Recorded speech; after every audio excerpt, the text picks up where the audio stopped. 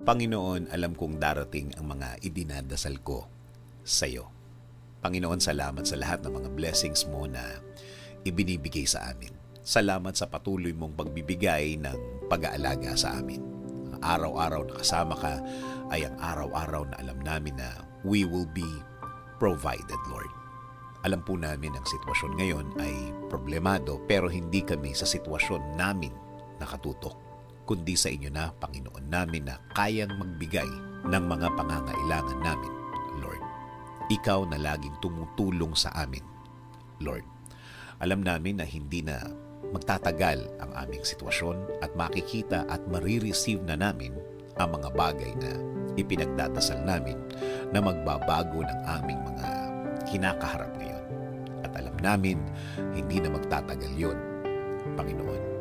Hindi rin kami padadaya sa aming nakikita, sa mga sinasabi ng iba na hindi na magagawa ng paraan at wala ng solusyon ang aming mga problema.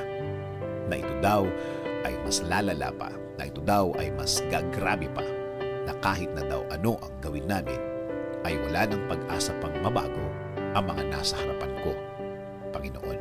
Kung salita lang nila ang aming pakikinggan, kung mga sinasabi nila ang aming iisipin, Lord, para ko lang pinahina ang faith ko sa inyo, Lord. Pangako po, sa inyo lang po kami maniniwala at magtitiwala. Kayo po ang magiging laman ng aming mga puso at isipan. Sa salita niyo lang kami maniniwala at hindi ang sa kanila. Kaya ngayon, Panginoon, ngayon pa lang, salamat na po sa inyong mga naibigay sa amin. Salamat po sa mga provision mo sa amin. Salamat na sa mga biyaya na ibibigay ninyo, Lord. Kasama din po ng pasasalamat ng mga ibibigay ninyo sa akin at sa amin, Panginoon. Alam po namin na ang mga bagay na ibibigay niyo sa amin ay hindi na magtatagal. Hindi na magtatagal ang aming pag-aantay.